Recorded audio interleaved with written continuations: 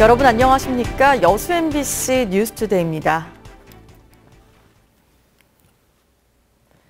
1조 원이 투자되는 여수 경도 개발 계획에 600억 원대 연륙교 건립이 큰 부담입니다.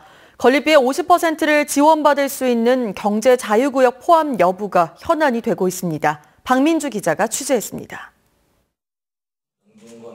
지난 1월 미래에셋 컨소시엄과 전라남도는 경도 투자 협약을 체결했습니다. 여수 경도에 오는 2029년까지 1조 원을 투자해 호텔과 워터파크 등을 갖춘 아시아 최고 수준의 복합 리조트를 건립한다는 겁니다. 이처럼 대규모 프로젝트의 경제자유구역 포함 여부가 현안이 되고 있습니다. 경도가 여수 경제자유구역에 포함되면 620억 원 규모의 연륙교 건립비의 50%를 지원받을 수 있기 때문입니다. 나머지 30%는 전라남도와 여수시, 20%는 미래에셋에서 부담하게 되는데 경제자유구역 포함을 결정짓는 실사가 이달 안에 진행됩니다. 경제자유구역위원회 심의가 5월 중에 있을 계획입니다. 경자의 민간평가단 현지 실사가 4월 중에 지금 계획되어 있습니다. 전라남도의회도 경제자유구역의 확대 필요성에는 공감하고 있습니다. 하지만 연륙교 노선의 주민 의견 반영과 오는 2029년까지 장기 투자에 투명한 진행을 요구하고 있습니다. 도의회에서는 빠른 시간 안에 경제자유구역에 편입되는 것을 희망을 하고 있습니다. 다만 장소와 시기에 대해서는 용역을 통해서 가장 적지를 찾아서 여수 시민이 공감하는 그런 방향으로 경도 개발 사업이 완료되면 여수는 명실상부한 국제해양관광의 거점으로 도약하게 됩니다. 청사진에 앞서 경제자유구역 포함이 쟁점으로 떠올랐습니다. MBC 뉴스 박민주입니다. 광양 지역의 아파트 값이 지난 5년간 하락세를 면치 못하고 있습니다. KB국민은행 자료에 따르면 지난해 순천과 여수 지역 아파트 값이 각각 2.5%와 1.7%씩 오른 반면 광양 지역은 1.1%가 떨어졌습니다. 광양 아파트 매매 시세는 2012년 1.7%가 오른 뒤 5년 동안 하락폭이 커지고 있습니다. 전문가들은 이에 대해 아파트 공급이 크게 늘지 않은 상황에서 최근 2, 3년간 국내 철강업 침체 여파로 주택 구매력이 떨어졌기 때문으로 분석했습니다. 순천시 의회 의원들이 지난달 제기한 의장 불신임안에 대해 임종기 의장이 정면 대응에 나섰습니다. 임 의장은 어제 기자회견을 자청해 논란의 발단이 됐던 시청사 건립 조례안의 문제점에 대해서도 조목조목 반박했습니다. 박광수 기자입니다. 임종기 순천시 의장이 오늘 회견에서 가장 힘줘 강조한 부분은 시에서 제출한 시청사 건립 추진 시민위원회 운영 조례안이 상위법에 위배된다는 겁니다.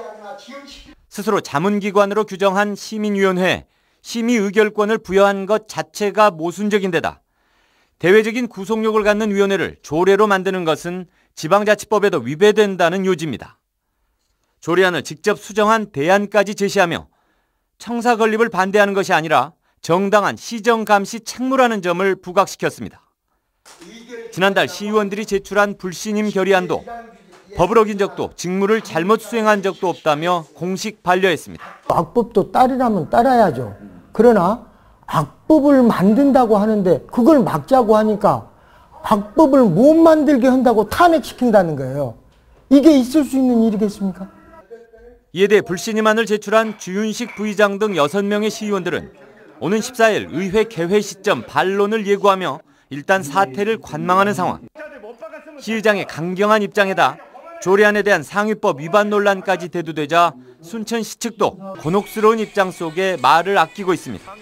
시의회 일각에서는 상당수 다른 조례들에도 상위법 위배 조항이 포함되어 있다고 주장하고 있어 공론화의 필요성도 대두되고 있습니다. MBC 뉴스 박광수입니다. 세월호 참사 3주기를 앞두고 지역의 한 고등학교 학생들이 추모 행사를 마련해 눈길을 끌고 있습니다. 광양 여자고등학교 학생 400여 명은 어제 학교 강당에서 추모시 낭송과 직접 제작한 동영상 시청 등을 통해 세월호 참사 희생자들을 추모한 데 이어 미수습자들의 수습을 기원하는 촛불 행사를 가졌습니다. 학생들은 이와 함께 세월호를 주제로 한 그림과 시, 포스터를 이번 주까지 교내에 전시해 추모 열기를 이어갈 계획입니다. 지역 명산이나 해안가 주변의 관광길 개발이 이어지고 있는 가운데 광양시도 백운산에 둘레길을 조성하는 데 힘을 쏟고 있습니다. 코스별로 백운산권 관광자원을 개발하고 지역 간 교류를 확대해 나가고 있습니다. 김종태 기자입니다. 광양시 옥령면 백운산 능선에 들어선 둘레길 1코스. 울창한 숲길과 아름드리 나무들이 어우러진 자연 친화적인 둘레길로 인기가 높습니다.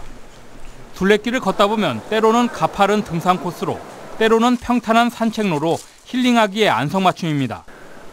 옥룡사지 동백나무숲에서 시작해 백운산 자연휴양림과 제철소 수령관까지 9.5km를 빠른 속도로 걷지 않더라도 4시간이면 종주가 가능합니다. 네, 숲이 울창하고 이게 높낮이가 없기 때문에 누구나 와서 힐링할 수 있는 그런 길이라서 참 좋습니다. 매화꽃으로 가장 먼저 봄이 찾아온다는 다안면에도 백운산 둘레길이 들어섰습니다. 아름다운 섬진강을 품에 안고 백운산 능선을 따라 걷다 보면 금세 가슴이 시원해집니다. 새로 개발된 이 백운산 둘레길은 다안면 일대 산속 풍경과 푸른 강 전경을 동시에 즐길 수 있습니다. 다니면서 동네마다 이야기가 있고요. 봄이면 매화꽃이 있고 가을엔 단풍이 있어서 아주 섬진강을 바라보고 가는 모습이 아주 기억에 남을 것 같고요. 광양시는 지난 2015년부터 옥룡면 일대 백운산 둘레길 개발에 이어 봉광면과 진상면, 다안면 경계지역을 연결해 모두 9개 노선에 118km의 둘레길 조성에 나서고 있습니다. 코스별로 백운산권 관광 자원을 테마나 역사로 묶어 개발하고 지역 간 교류를 확대해 마을 소득원으로 차별화하고 있습니다. 광양 백운산 둘레길을 걸으면서 생태와 문화, 역사를 체험하고 힐링하는 기회를 가짐으로써 자연스럽게 지역 경제 활성화에도 기여할 것으로 판단이 됩니다. 천혜의 풍광을 품에 안은 명산 백운산에 펼쳐진 둘레길.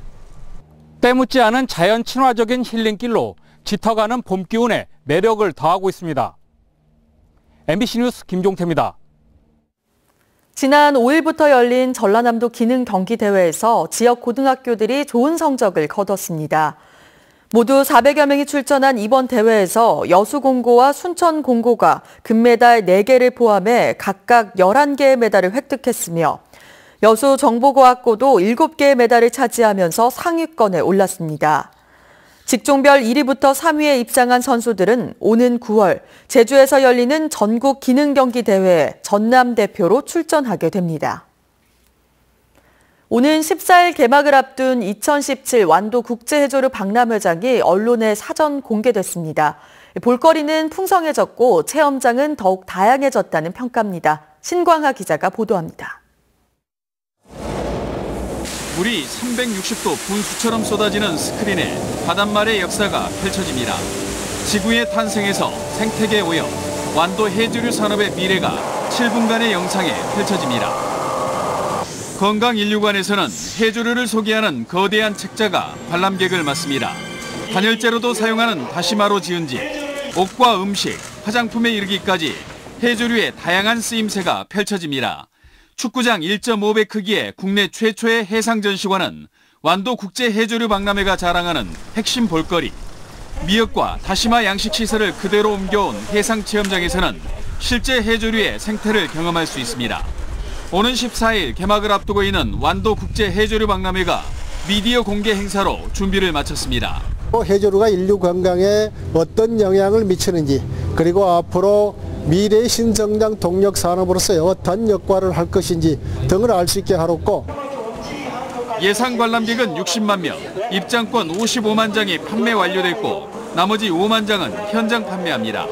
외국인 관람객은 3만 명으로 중국인 관광객은 포함되지 않았습니다. 박람회장 내부에는 별도의 음식점은 마련되지 않습니다. 지역경제 활성화를 위해 푸드트럭 10대가 최소한의 음식을 판매합니다. 좀 많은 관광객분들이 오셔가지고 또 새로워진 이런 박람회 환경도 많이 구경하시고. 박람회 조직위는 오는 16일 세월호 참사 3주기에는 추모 분위기 동참을 위해 공식 행사를 열지 않습니다. MBC 뉴스 신광하입니다. 지역 영상 발전과 제작 환경을 점검하기 위해 영상산업 관계자들이 잇따라 광양을 방문했습니다. 지난달 영화감독 10여 명이 광양 매화마을 등을 방문한 데 이어 어제는 최근 인기리에 방송되는 드라마의 PD 등 제작 관계자들이 광양을 찾았습니다. 이들은 옥룡사지와 동백숲, 매화마을과 느랭이골 등을 둘러보고 영상산업발전간담회에도 참여했습니다. 광양시는 영상 관계자와 지역 촬영지 홍보를 통해 관광 활성화 방안을 논의할 방침입니다. 기아 타이거즈가 시즌 초반 상승세를 타고 있습니다. 그렇지만 경기 막판 불펜진의 방화가 찬물을 끼얹고 있습니다. 불펜 강화, 기아 우승의 마지막 퍼즐로 꼽힙니다. 송정근 기자입니다. 3연속 위닝 시리즈에 중요한 고비 때마다 터지는 결정적 한 방. 넘겨버립니다. 투런. 기아의 시즌 출발은 좋습니다. 시즌 초반이지만 6승 2패로 성적도 좋고 우승 후보다운 탄탄한 전력도 과시하고 있습니다. 헥터와 양현종, 패틴으로 이어지는 강력한 선발진은 1.93의 평균 자책점으로 안정적인 선발진을 꾸리고 있습니다. 타선 역시 아직 터지고 있진 않지만 최영우와 나지완이 묵직한 존재감을 과시하며 상하이 타선 가릴 것 없이 쉬어갈 틈 없는 전력을 구축했습니다. 문제는 불펜. 8경기를 치른 현재 구원진의 평균 자책점은 10.45로 최하위. 특히 마무리 임창용은 지난주 하나전에서 블론 세이브 등 이틀 연속 난타를 당하면서 찜찜한 뒷맛을 남기고 있습니다. 쉽게 잡을 수 있는 경기를 불펜진 난조로 뒤집히거나 어렵게 풀어나가면서 시즌 초반 상승세에 찬물을 끼얹고 있는 겁니다. 우승 후보권에 계속 머무르려고 한다면 가장 크게 문제점으로 지목받고 있는 마무리 투수와 불펜진의 어떤 보강이라든가 거기에 대한 숙제가 좀 풀려야 되지 않을까. 올 시즌 2년 연속 우승을 이룬 두산의 강력한 대항마로 꼽히는 기아. 우승으로 가는 길목엔 불펜진 강화라는 해묵은 숙제가 남겨져 있고 변화의 시점이 점점 다가오고 있습니다. MBC 뉴스 송정근입니다.